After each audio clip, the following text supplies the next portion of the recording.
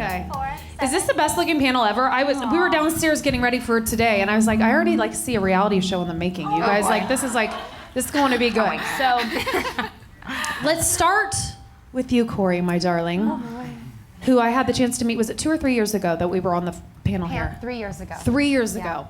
Corri blew my mind on the first panel because I had never met you, and I'm, of course, based in LA, and here we are in Chicago. And you are like power player, okay? I'm sure y'all, my Indiana's coming out, are familiar with Corri. But wow, talk about a multi-hyphenate. She's an entrepreneur. She's a style expert. She is a mother. She's a former reality star. She's got, of course, eDrop-Off, if you all are familiar. And then now The Collection, which is another e-commerce website. So seeing as though you are the representative, really, truly business in its clearest form, tell everybody who may or may not be familiar with you, really, how do you describe who you are and what you do? Oh boy, so deep. Well, there's just so much. I mean, her bio, by the way, is a whole page. I was like, I'm not gonna read the whole thing. I don't know who wrote that. Yeah. No, I'm a hustler in a good way. Corri McFadden, hustler. Okay. No, I grew up in Kansas City, and I grew up very real. And it's carried me through to who I am today. I grew up balancing the checkbook with my mom while watching cartoons. Just kind of all those moral basics. And I work really hard for everything that I have because that's always what I saw. It's you work to earn something. And so for the last, I had my first job at 14, sacking groceries. But for the last 10 years, I've had eDrop-Off, and it has allowed me a million opportunities to do other things that are all within the same realm that I enjoy. But when you follow your passion and do what you do, it opens up opportunities that you might not have ever thought of. And with that, it, I guess, has brought a full-page bio. But I'm a hard worker is what I am more than anything. Ooh, and that's takeaway number one, because for anybody who's thinking about getting into the industry, breaking into the industry, hard work. You cannot replace anything. And thick skin, very thick skin. Okay, so today you have built, you just said 10 years since you launched eDrop-Off. We opened in 2004. Wow, okay, well, I love the story, and share it again if you will, about how eDrop-Off came to be, because we all have our starting point, right? Like you might have an idea, you might think you know what you want to do, you might have a dream, but it's a lot of thought until the action actually happens. And your action was rather interesting as a college student. It was. So what happened? So I was getting my degree in fashion design here in Chicago, and I was up late one night sewing a pair of beaded pants, which I never recommend. And I was literally like immersed within these pants. And an infomercial came on. It was 2 a.m. I was sitting in the corner of my studio at my small table, and it was for an eBay drop-off store. And I was like, that's interesting. I could do that, and I could do it with luxury and designer items. And it literally just hit me at that moment, and I was put on this crusade. That's what I'm doing. And I woke up the next morning, and I'm like, I'm gonna do this. I'm gonna write a business plan, and I'm gonna do this. And I sat with one of my teachers who agreed to let me write it for my portfolio project. And I wrote a full-blown business plan. And I sat down with my program director and I presented it to her, and she told me it was a terrible idea and basically shot it down. And at that time, someone who was basically a role model within what I was doing shot it down, a lot of people would end it there, and I could have walked out of that office and just let it be a project. But instead, I turned that as fuel, and I set it out as my mission to prove her wrong. And it gave me fuel that I couldn't have found anywhere else. I was out to literally prove her wrong. She was like my mission. Her initials are K-E, but I won't say her name. No, I think from a very, very early stage, I learned to use a negative and turn it into a positive. And I think that's a lot of what we face when we're building something on our own. And a lot of times people share their thoughts out of, it could be from jealousy. You never know where it's coming from and if it's genuine. And the way you operate is from your gut. And I knew I was onto something. I knew I had something, and she wasn't going to stop me. And I literally missed my college graduation, July 28th, 2004. And I went to eBay Live, It was their annual conference to find a software. I missed my college graduation to attend that conference, and I opened up October 1st, 2004, my first retail space. And I will add, it wasn't the retail space that I would wish for or had envisioned. It was what was accessible and what I could do. And I started with that building block that I think we're living in a world where we want everything perfect and glossy and Pinterest worthy. But I knew that I had to do what I had to do, and that's how I started. So you are, in fact, now, 10 years later, you've obviously accomplished so much since then, and you are living the exact, maybe not exact, but dream that you had envisioned for yourself. So what is your business philosophy? Like when you get up every day and you're going to work and you're managing this world that you've created for yourself, what is it that you're doing and why? You know what I mean? I'm doing what I think I should be doing. I'm doing what feels right today. And I think that we all kind of go within chapters, and if the moment comes that I feel like this isn't what I should be doing any longer, then I'll address that at that time. But for the last 10 years, every morning when I wake up, even on the most difficult mornings, I still feel like I'm on that crusade that I should be on. And that's how I operate. I operate from my gut and from feeling. And it's carried me this far, and I think it's a tool that we're all blessed and given to, and you have to learn how to use it. And you have to learn how to trust it, and you have to learn how to tune it.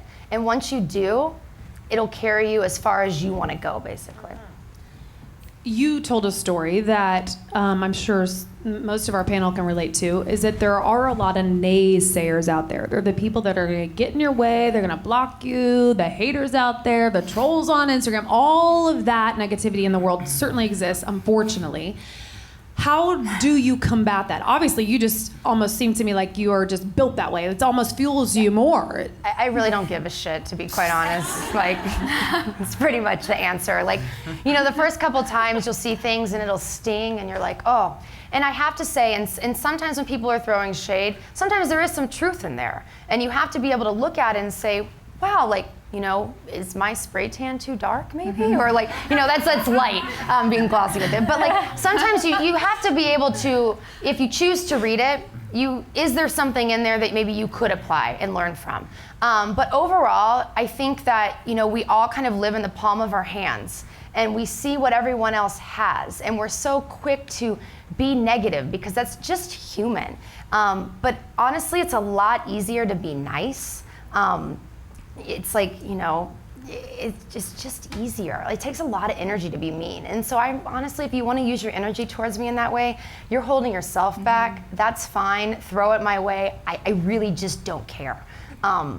That's basically it. Were you always like that though? Because most of us aspire to say, we just don't care what people think, but not. It's difficult for people. I mean, I'm on TV every day, and I see the mean things people say. You guys blast them though. I get so many nice things, and it's like, well, one hater out there, I'm like, oh, wow, maybe I'm not that smart, and maybe I'm not this whatever. And they asked me if I was pregnant yesterday, and I'm like, did I really look pregnant in that dress? My God! And then, you know, so that's the record that plays in your head sometimes. Yeah. You know, when you do put yourself out there. You were always like that? You were like, I can take it, bring it. I wasn't always like that. I mean, sometimes things do sting and they do hurt, and you are human. I think that's what people have to realize too. Like, you know, you go through like Kim Kardashian's Instagram, and I'm like, you guys, like, she's a person. Like, would you say that to her face? No. And so if you're not gonna say it to someone's face, you probably shouldn't say it at all.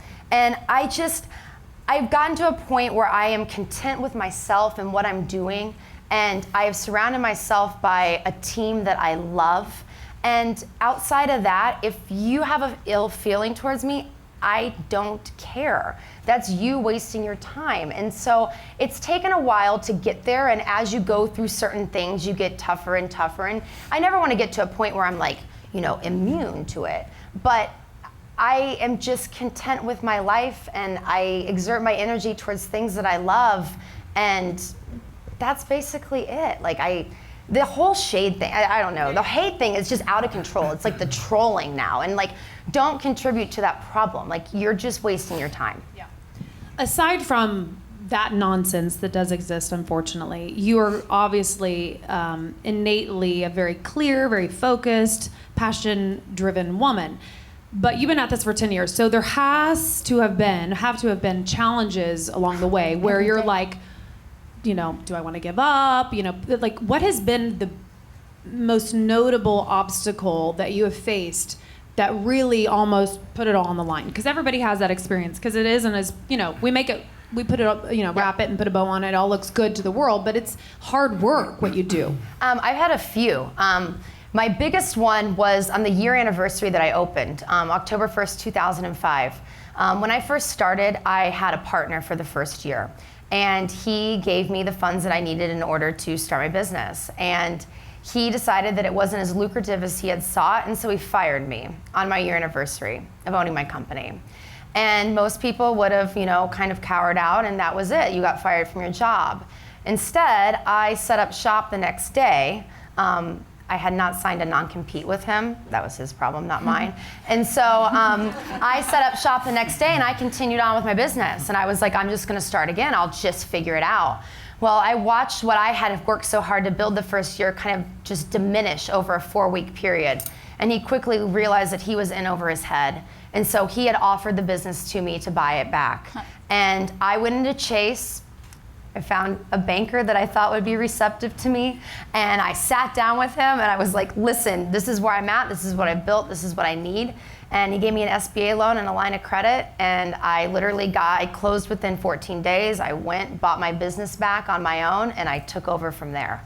And a lot of people would have just been done. But I knew that this was mine, and I was what run the ship. And so I took it back. I've been through, I had a difficult landlord situation. I went through a very difficult lawsuit. I won, got everything back, and I sent him a bouquet of balloons, and it said, it's a girl, and on the other side it said that you lost to. So, sometimes you just gotta do things. Dang, girl. So now. Oh, no, you did. Oh, yeah, you did. Wow. Oh my God, I love you so much. Winning. Okay, so I almost can guess what you're going to say to this, but just, you're obviously a fighter and successful, and you're sitting here today. What would you say are, if you had to pick 2 or 3 attributes that have contributed the most to your success so that other people can, exercise those similar attributes, what would it be? Really listening to your inner gut and knowing, are you doing something for the right reasons? Understanding what it is that you're really after to achieve. That comes in, you always hear like the 1-year, 5-year, 10-year plan. What is it that you're really after? Like, is it happiness? Is it business success? Is it free gifts? Like, what is it that you want? And be honest with yourself of what you're after. And then, honestly, like since I had my daughter, that has put so much into perspective for me and what matters and what doesn't. And it's allowed me to take all the noise out and really look at something for what it is and dissect it. But those are my 3. So go have a baby. No, Well, I'm glad you brought that up, and that's the last thing we'll touch on before we get to everybody else, and then we have the whole discussion, group discussion. That's terrifying. Did you? I was like, don't tell everyone to go ahead. no, not everyone. Next year it's like all babies. Yeah. But see, you're giving the advice that was different from when I had babies. That it was like, oh, career suicide. Like I would hear. I'm serious. Yeah. I would hear that stuff being on TV. It was like, really, you're gonna have a. Remember Knocked Up the movie? That was my life. So anyway, Literally. How do you think your livelihood, not just your business, has changed since having a daughter? And if it can be done, obviously, but what would you say has been helpful to you? Now she's almost a year old. Yeah. A couple days, right? On Monday. Yeah. Do you almost feel even more enhanced and better? Like you said, the perspective has changed everything. 100%. I mean, I think that I'm able to manage better. I'm able to see things better. And it just kind of all organically fell into place. I think a lot of times you'll hear people kind of ashamed of having help.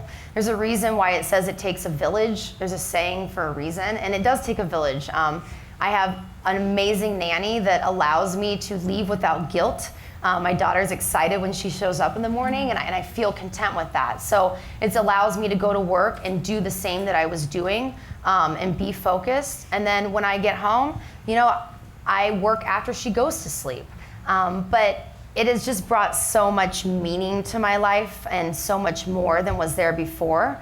And you know, it was the right time for me, and I took that chapter, and I'm so glad that I did, because she's amazing. But you can do it. It's just you have to let things fall into place the way that they are and put your energy where you feel that it needs to be. But I mean, I think I've done it very well, and I feel good about it. That's the thing. I don't ever feel like I'm neglecting something. You just have to have a good support system around you, like anything. But then you also took, you know, your new role as mother and turned that into yet another business, right? Glitter and Bubbles. Yeah, so it just kind of happened.